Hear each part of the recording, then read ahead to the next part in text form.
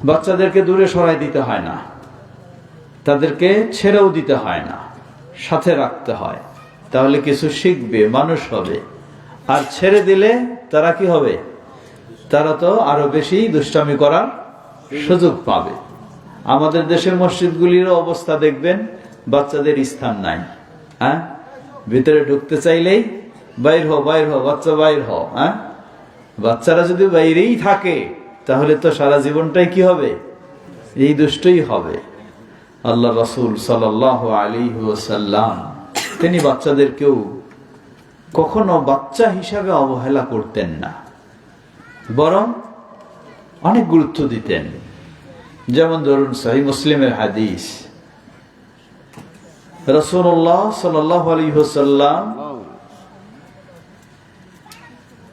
সাধারণত সবাই এখনো আমরা ফজরের সালাতের তেলাওয়াত কেরাত দীর্ঘ হয়। রাসূলুল্লাহ সাল্লাল্লাহু আলাইহি ওয়াসাল্লাম ফজরের সালাত পড়ালেন, খুব ছোট্ট সূরা দিয়ে শেষ করে ফেললেন। সাহাবীরা সবাই অধীর আগ্রহে ছিলেন যে ফজরের দীর্ঘ তেলাওয়াত শুনবো, আত্মতৃপ্তি লাভ করব। রাসূলুল্লাহ সাল্লাল্লাহু আলাইহি ওয়াসাল্লামের মুখের তেলাওয়াত সহজ কথা নয়, কিন্তু ছোট্ট সূরা দিয়ে শেষ করে ফেললেন। সালাত শেষে একজন সাহাবী একটু সাহস করে প্রশ্ন করে বসলেন। এখানে কে কথা বলে? প্রশ্ন করে বসলেন যে হে আল্লাহর রাসূল সাল্লাল্লাহু আলাইহি ওয়াসাল্লাম, আশা করছিলাম লম্বা তেলাওয়াত শুনবো, কিন্তু কেন জানি আজকে তেলাওয়াত খুবই সংক্ষিপ্ত। রাসূলুল্লাহ সাল্লাল্লাহু আলাইহি ওয়াসাল্লাম বললেন, দেখো, আমি যখন ঘর থেকে বের হই আমারও ইচ্ছা ছিল আজকে এই লম্বা সূরাগুলি পাঠ করব, কিন্তু যখন আমি সালাতে দাঁড়ালাম আমার কানে ছোট্ট বাচ্চার কান্নার আওয়াজ আসলো। ফজর সালাতে এই ছোট্ট বাচ্চার কান্নার আওয়াজ শুনে আমি বুঝলাম এই বাচ্চার মা আমাদের সাথেই সালাতে দাঁড়িয়েছে। তাই মাকে যেন বাচ্চা তাড়াতাড়ি পেয়ে যায়, এজন্য আমি দীর্ঘ তেলাওয়াত না করে সংক্ষিপ্ত ভাবে শেষ করব। সুবহানাল্লাহ, কি গুরুত্ব দিয়েছেন!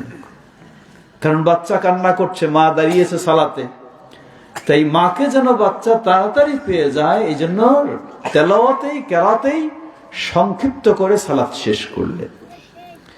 রাসূলুল্লাহ সাল্লাল্লাহু আলাইহি ওয়াসাল্লাম কত গুরুত্ব দিয়েছেন। আর আমাদের সমাজে কি হতো, কোনো মতো সালাত শেষ করে আগে ওই মাকে শাসানো হতো, কি কেন আসছে এখানে, কেন এই বাচ্চা নিয়ে আসছে, কেন আমাদের সালাতে ডিস্টার্ব করলো, ঠিক কিনা অবস্থায়। কিন্তু রাসূলুল্লাহ সাল্লাল্লাহু আলাইহি ওয়াসাল্লাম তাকে ধমক দেওয়া তো দূরের কথা, তাকে রাগ করা তো দূরের কথা, বরং রাসূলুল্লাহ সাল্লাল্লাহু আলাইহি ওয়াসাল্লাম ছোট বাচ্চাদেরকে অবহেলা করতেন না। আরেক হাদিস, সেটিও সহিহ হাদিস, মদিনায় এই যে বাচ্চারা কথা বলো, এদিক ভিতরে আসো তোমরা, তাহলে শুনতে পারবা, আরে আলাদা থাকলে গল্প করবা, ওদেরকে ভিতরে নিয়ে আসেন, পালাবা না, চলে যাবা না, ভিতরে আসো। রাসূলুল্লাহ সাল্লাল্লাহু আলাইহি ওয়াসাল্লাম বাড়ির পাশে এক ইহুদি ছিল। ইহুদি মানেই তো ইসলাম বিদ্বেষী, কিন্তু এই ইহুদি অতটা ইসলাম বিদ্বেষী ছিল না। ইহুদির ছোট বাচ্চা বাড়ির কাছে, রাসূল সাল্লাল্লাহু আলাইহি ওয়াসাল্লাম বাড়িতে আসতে চলতে ফিরতে বাচ্চাকে দেখতেন, স্নেহ করতেন। যদিও কি ইহুদি, কারণ সে তো কি মানুষ, তো শত্রু হলে শত্রুর মতো, যে কমপক্ষে শত্রুতা করবে না তাকে তো মানুষ হিসাবে দেখতে হবে, স্নেহ দিতে হবে।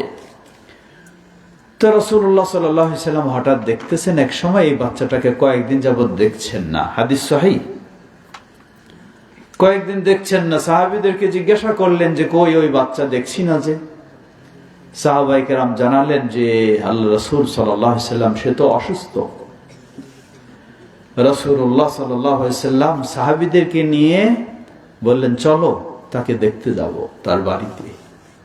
ইহুদির বাড়িতে গেলেন, দেখতে গেলেন, কিন্তু ভিতরে অন্য চিন্তা। কি চিন্তা? গিয়ে দেখলেন বাচ্চা শয্যাশায়ী, খুবই অসুস্থ।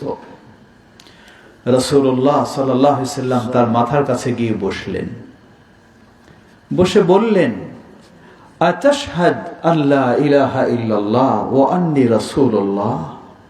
হে বাচ্চা, তুমি কি এই সাক্ষ্য দিবা যে লা ইলাহা ইল্লাল্লাহ, আল্লাহ ব্যতীত কোনো মাবুদ নেই, আর আমি আল্লাহর রাসূল?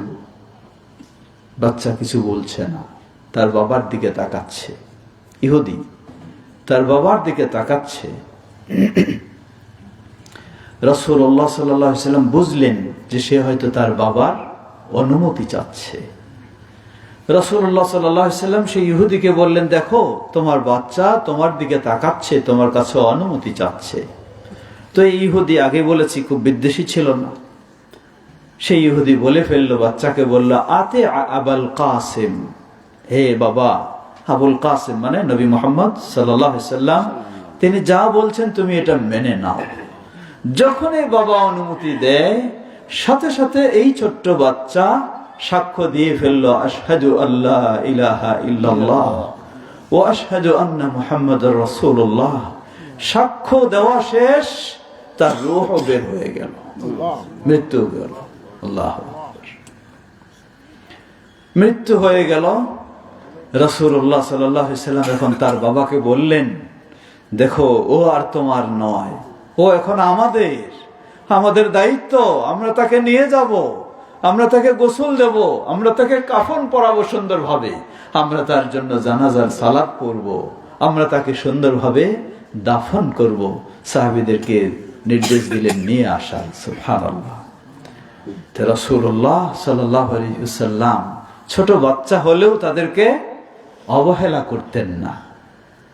মনে করতে পারতেন রাসূলুল্লাহ সাল্লাল্লাহু আলাইহি ওয়াসাল্লাম মানে কি, কোন পর্যায়ের, মনে করতে পারতেন এই ছোট বাচ্চা, কি তার চিন্তা। একদিকে ইহুদির ছেলে, আমরা অনেক সময় কি মনে করি, ও এটা তো অমুক অমুক, না দরকার নাই বলার, কিছু লাভ হবে না, কিছু কাজ হবে না। কাজ হবে কিনা, লাভ হবে কিনা জানেন কে? আল্লাহ সুবহানাহু ওয়া তাআলা। তাই আল্লাহর কাছে চাইতে হবে, আর আমাদেরকে চেষ্টা করতে হবে, তো রাসূলুল্লাহ সাল্লাল্লাহু আলাইহি সাল্লাম এইভাবেই গুরুত্ব দিতেন। আরো ছোট্ট সাহাবীদের ক্ষেত্রেও কি গুরুত্ব দিতেন লক্ষ্য করুন। ছোট্ট সাহাবী